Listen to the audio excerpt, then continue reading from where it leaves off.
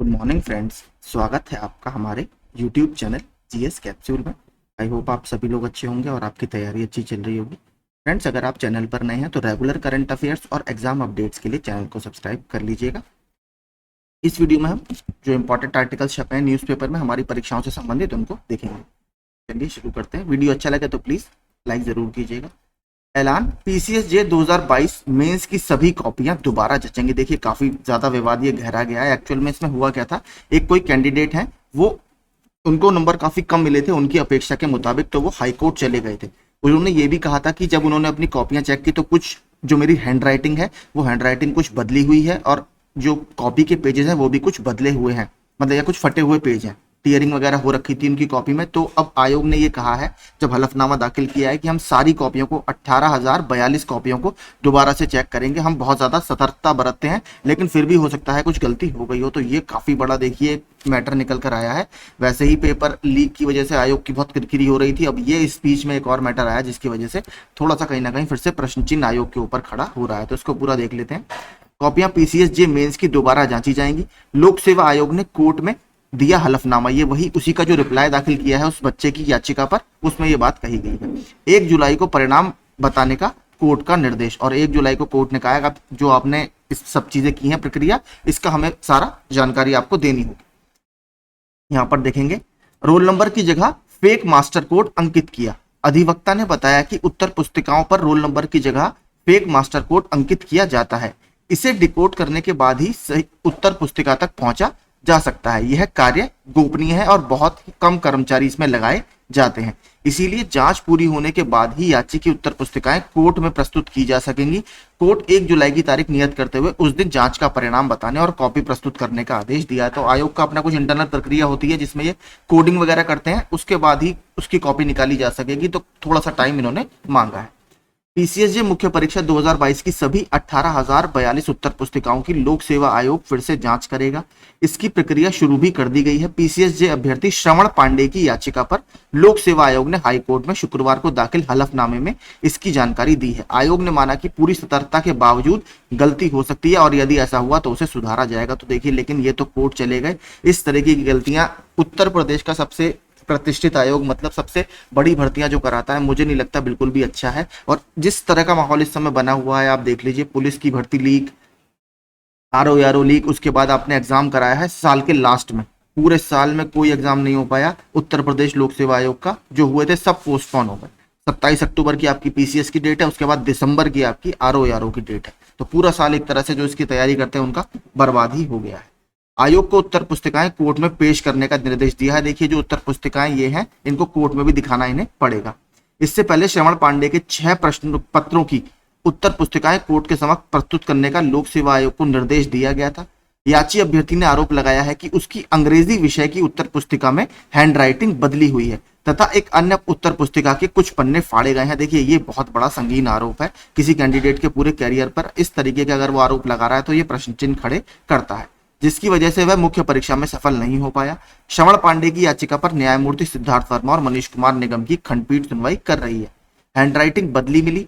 याची का पक्ष रख रहे अधिवक्ता विभू राय का कहना है कि याची ने 2022 पीसीएसजे मुख्य परीक्षा में असफल होने पर आरटीआई से जानकारी मांगी तो पता चला कि अंग्रेजी की उत्तर पुस्तिका में उसकी हैंडराइटिंग नहीं है। इस पर कोर्ट ने याची की सभी 6 विषयों की उत्तर पुस्तिकाएं प्रस्तुत करने के लिए कहा था और सभी की जांच कराई जा रही है। तो देखते हैं आगे इसमें क्या निर्णय निकल कर आता है। पंचायत सहायक अकाउंटेंट कम जो डेटा एंट्री ऑपरेटर है, इसके 4,821 रिक्त पदों पर होगी भर्ती। ये मैंने कल आपको पूरा ऑफिशियल लेटर भी दिखाया था। प्रदेश की ग्राम पंचायतों की भर्ती के लिए 10 जून को जारी होगा विज्ञापन। तो जिलेवारी आपका निकल कर आएगा विज्ञापन अलग अलग न्यूज़पेपर्स में, तो जो इसमें इंटरेस्टेड हो वो देख सकते हैं। प्रदेश की ग्राम पंचायतों में पंचायत सहायक अकाउंटेंट कम डेटा एंट्री ऑपरेटर के 4,821 रिक्त पदों पर जल्द भर्ती होगी। निदेशक पंचायती राज अटल कुमार राय ने आगामी 10 जून तक रिक्त पदों पर चयन के लिए विज्ञापन प्रकाशित करने के लिए कार्यवाही का आदेश दिया है। तो इसमें 4,821 पद आपके खाली चल रहे हैं और आप देखेंगे पिछले 2 से 3 दिनों में लगातार बैठकें हुई हैं। बैठक तो पहले भी होती रही है। अब जब अगर कुछ कार्य जमीन पर दिखेगा तो ही इसका मतलब है, अदरवाइज इसका कोई मतलब नहीं है। पैट को लेकर भी यूपी ट्रिपल एससी में बहुत ज्यादा चर्चा चल रही है कि इसको कंटिन्यू करना है नहीं करना, क्योंकि लाया तो काफी अच्छे उद्देश्य से गया था, लेकिन इसने भी बहुत ज्यादा कोई इम्पैक्ट डाला नहीं। अभी भी आप देख लीजिए पैट 2022 से भर्तियां सारी रुकी हुई हैं, तो जमीन पर इनका कोई भी प्रभाव नहीं दिख रहा है। कस्तूरबा विद्यालयों में भर्ती के लिए करना होगा थोड़ा इंतजार। निदेशालय ने फिलहाल संविदा पर चयन की कार्यवाही स्थगित की, तो संविदा पर यहाँ पर भी अभी कार्यवाही कोई नहीं चल रही है। प्रदेश में उच्चीकृत हुए 153 कस्तूरबा आवासीय बालिका विद्यालयों में संविदा पर 1683 से अधिक विभिन्न पदों पर चयन के लिए हाल में स्वीकृति दी गई थी, किंतु केयरटेकर पद की योग्यता को लेकर बदलाव की प्रक्रिया शासन स्तर पर शुरू हो गई है। इसकी वजह से फिलहाल संविदा चयन पर कार्रवाई स्थगित करने का निर्देश निदेशालय ने दिया है। तो देखिए मुझे लगता है कि आधी से ज्यादा भर्ती तो यहाँ पर अहर्ता संबंधी विवाद, ठीक है, अभी वन दरोगों में भी आप देख लीजिए, वहां पर भी बीएससी ऑनर्स वालों से अंडरटेकिंग भरवा लिया गया। तो यहाँ पर चीजें इतनी नियमावली इस तरीके से बनी हुई है, उसमें कोई क्लैरिटी ही नहीं है। मंडी सचिव की भर्ती आई यूपी ट्रिपल एससी से, उसमें साइंस में बीटेक एलिजिबल है या नहीं है, उसके लिए आरटीआई डाला गया। उसका भी रिप्लाई इस तरीके का आया, वो मैंने अपने टेलीग्राम ग्रुप में डाला था कि हमें इसकी जानकारी नहीं है। तो वो जानकारी भी उन्होंने कैंडिडेट को नहीं दी कि साइंस के अंतर्गत बीटेक है या नहीं। वो शायद सिविल इंजीनियरिंग के अभ्यर्थी थे, तो उसके भी कोई जानकारी नहीं दी गई। तो इस तरीके से कार्य चल रहा है, अब आप देख लीजिए।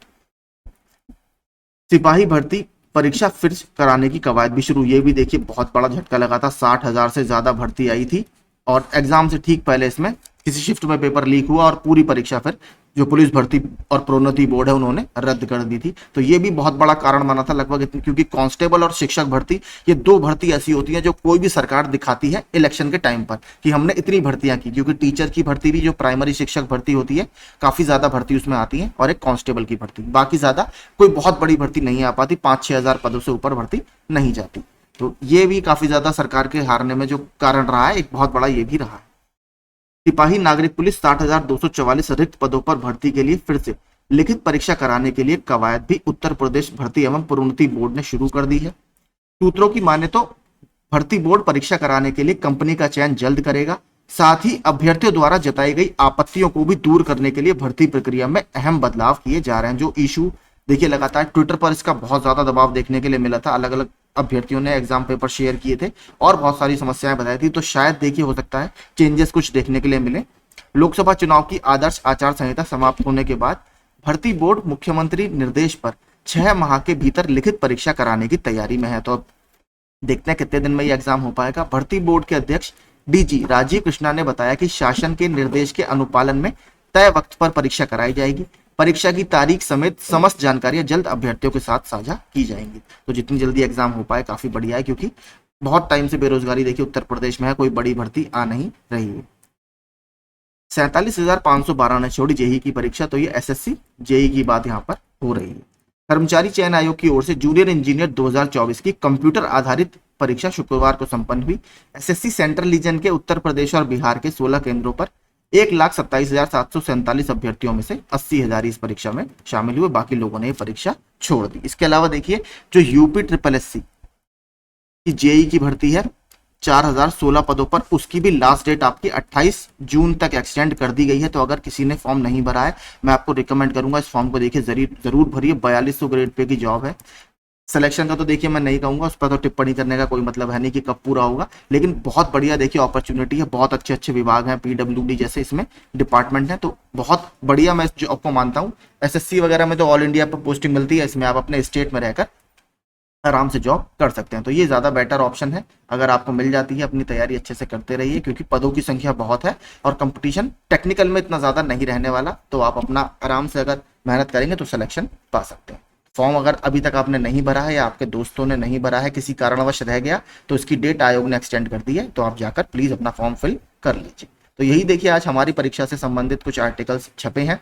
ग्राम पंचायत सहायक वाला 4,821 पदों पर है। सिपाही भर्ती के लिए भी कार्य लगातार चल रहा है। तो देखते हैं जमीन पर कब तक ये चीजें उतरती हैं। बाकी आप लोगों का जो कमेंट है वो आप कमेंट बॉक्स में कमेंट कर सकते हैं। ऐसे ही रेगुलर अपडेट्स के लिए हमसे जुड़ जाइए और चैनल को सब्सक्राइब कर लीजिए। Thank you so much.